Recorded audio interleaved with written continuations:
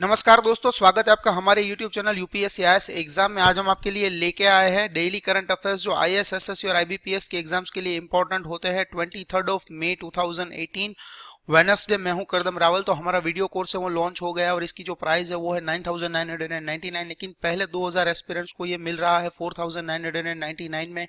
तो ज़्यादा जानकारी के लिए हमारी वेबसाइट पर विजिट करना ना भूले, upsciexams.com।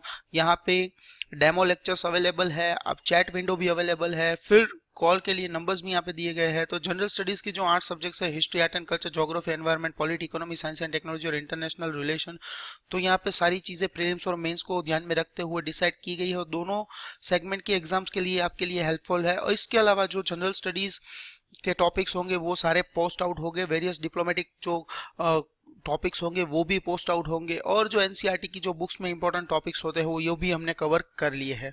तो पहला जो करंट अफेयर निकल के आता है वो है national institute of disaster management NIDM. तो वहाँ पे जो हमारे वाइस प्रेसिडेंट है वेंकैया नायडू, उन्होंने फाउंडेशन स्टोन रखा है सदर्न कैंपस के लिए।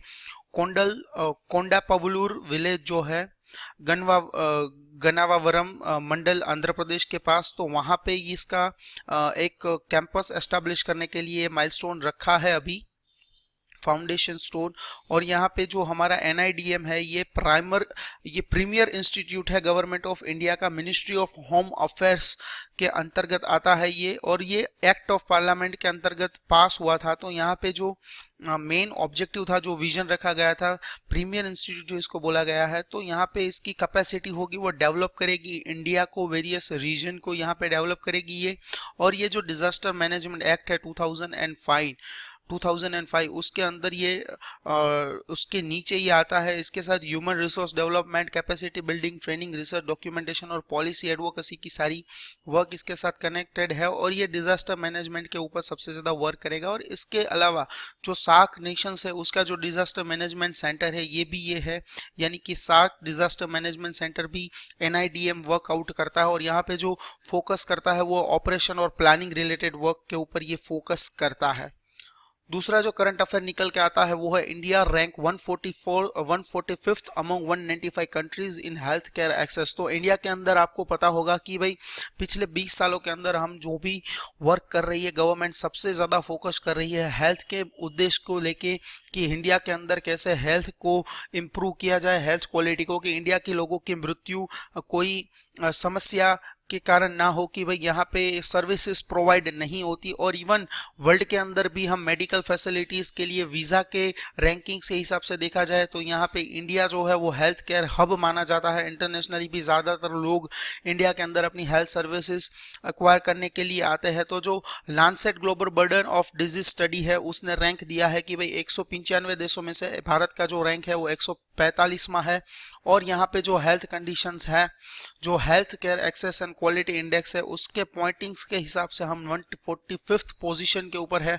जो टॉप 5 के कंट्रीज है उसमें सबसे पहला कंट्री 2006 के हिसाब से देखे तो आइसलैंड है, जहाँ पे 97.1% उसके पॉइंट है। फिर है नॉर्वे जो 96.6% पॉइंट के ऊपर है। फिर है नेदरलैंड जो है 96.1 पॉइंट के साथ, और लग्जमबर्ग के है 96 पॉइंट, और फिनलैंड और ऑस्ट्रेलिया दोनों के सेम पॉइंट्स है 95.9%।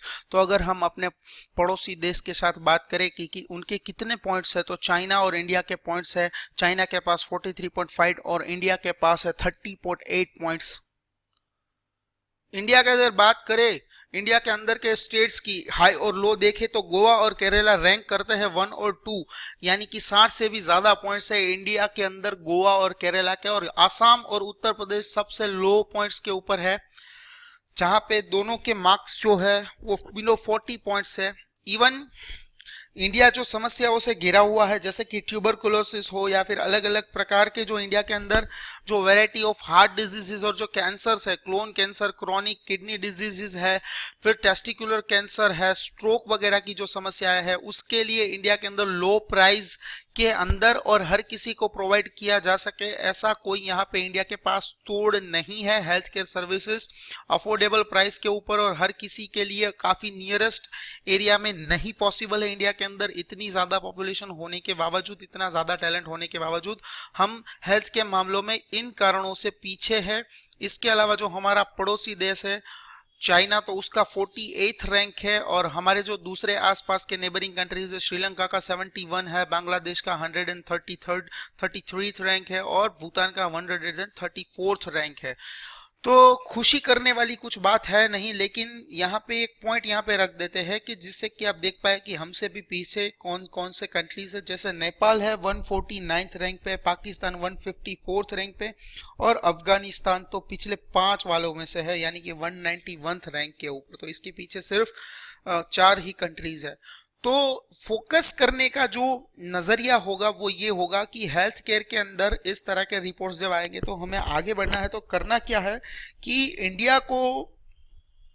इंडिया का जो नंबर है कि भाई कितने लोगों के बीच में एक डॉक्टर है, तो ये जो सारे नंबर्स होते हैं, क्वालिफाइड डॉक्टर्स की अमाउंट बढ़ानी है।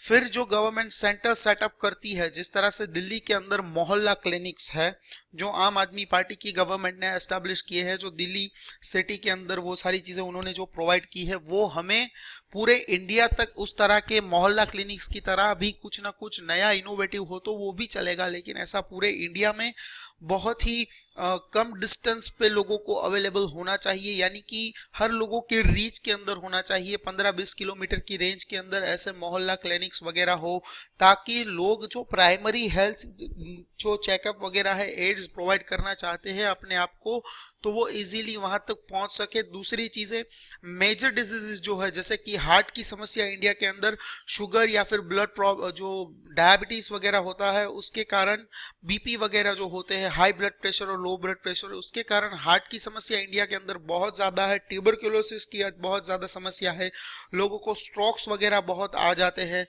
तो इसके ऊपर वर्क करना है। और फिर है कैंसर की समस्या हिंदुस्तान के अंदर, कि टोबैको से और टॉक्सिक फूड आइटम्स खाने के कारण जो भी कैंसर्स इंडिया के अंदर होते हैं। फिर एक प्रकार का कैंसर होता है जिसको बोलते हैं क्लोन कैंसर। तो इसके बारे में मैं आपको बता दूं कि अगर आपको कोई चीज कहीं पर लगी है तो वहां पे आपको कुछ निशान वगैरह हो जाएगा, ब्लैक या फिर डार्क ग्रीन कलर का मार्क हो जाएगा। तो उस मार्क के अंदर, यानी कि वहां पे जो व्हाइट ब्लड सेल्स है वो वहां पे फाइट करेंगे, लेकिन रेड ब्लड सेल्स वहां पे डेड हो गए हैं। तो वो डेड सेल अगर एक आप समझ लीजिए कि छोटी से छोटी एक रेत की पार्टिकल जितना हो जाएगा, तो वो अलग अगर ब्लड सर्कुलेशन में फ्लो करते करते हार्ट वगैरह के पार्ट में आ गया या फिर कहीं पर रुक गया, तो वो वहां से ब्लड को रोटेट या फिर ट्रांसफर नहीं होने देगा। तो वहां पे वो एक तरह से ट्यूमर जनरेट करेगा। जैसे ट्यूबरकुलोसिस के अंदर भी ट्यूमर हो सकते हैं, तो वहां पर भी ट्यूमर जनरेट करेगा, और वो उस ट्यूमर के अंदर कैंसर जनरेट हो जाएगा। तो उस कैंसर से, यानी कि उसे बोलेंगे क्लोन कैंसर, तो उस तरह के कैंसर से इंडिया के अंदर बहुत ज्यादा लोग मरते हैं। टेस्टिकुलर कैंसर ये ज्यादातर मेल्स वगैरह को होते हैं, ज्यादा गर्मी के कारण या फिर ज्यादा कोई एडिक्शन या फिर अल्कोहल हो, टोबैको हो, इस तरह के जो टॉक्सिक इनटेक करते हैं उसके कारण टेस्टिकुलर कैंसर्स होते हैं। ज्यादा कॉफी पीने से भी टेस्टिकुलर कैंसर्स होते हैं। तो इंडिया के अंदर ये जो प्रॉब्लम्स है, ये जो डिजीजेस है, इवन किडनी प्रॉब्लम इंडिया में बहुत ज्यादा है। किडनी प्रॉब्लम के पीछे जो कोर रीजन है वो ये है कि पीने का शुद्ध पानी ना मिल पाना। पीने का जो शुद्ध पानी नहीं मिलता है उसके कारण लोगों को क्रॉनिक कैंसर्स होते हैं। इवन जो अंडरग्राउंड वाटर सप्लाईज है उसके साथ सेवेज की लाइनें मिक्स हो जाती है, तो जो गंदा पानी है, जो एकदम से डिस्कार्ड किया हुआ पानी है, जिसके अंदर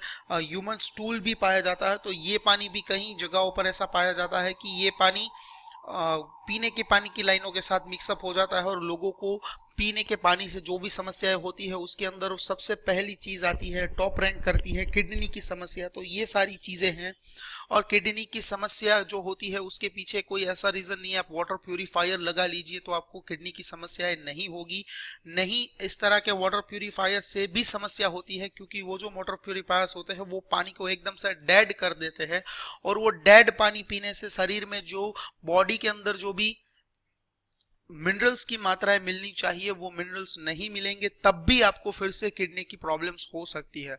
तो सही तरीका ये है कि जो फिल्टर प्लांट्स है गवर्नमेंट्स के, जिससे कि हम तक पानी पहुंचाया जाता है, वही क्लीन अप हो, वही ठीक तरह से अच्छी तरह से मेंटेन किए जाए। और जो ट्रैक्स वगैरह है जिससे कि नदी नालों से हमारे घर पे पानी आता है, तो वो जो होना चाहिए ट्रैक वगैरह वो सेफ और सिक्योर होना चाहिए, तभी इन समस्याओं से सामना किया जा सकता है।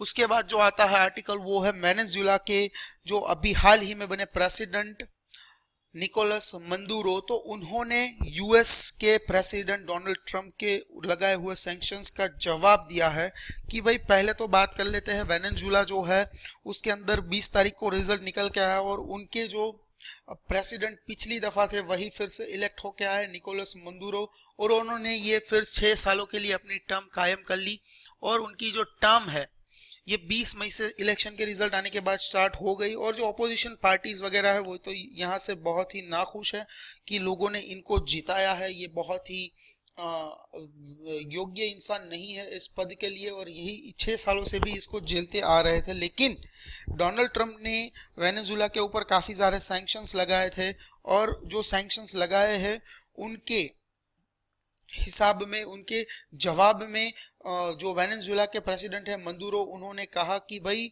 आपने हमारे देश में बहुत सारा इंटरफियर करने की ट्राई की है। यहाँ पे एक नाम भी उन्होंने डिस्क्लोज किया है कि टॉड रॉबिन्सन नाम का जो इंसान था उन्होंने मिलिट्री कॉन्स्पिरेंसी की थी, तो उनको बोला गया कि भाई आप यूएस के वहाँ पे वो एम्बेसडर थे, लेकिन उनको बोला गया कि प्लीज़ आप हमारे देश को छोड़ के चले जाए।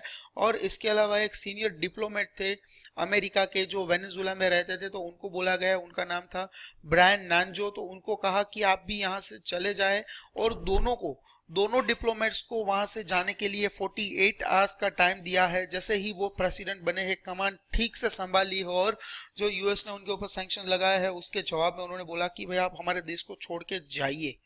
तो दो चीजें यहाँ पे याद रखने वाली है, इस आर्टिकल से आपको ये लगेगा कि इसमें क्या करंट अफेयर है।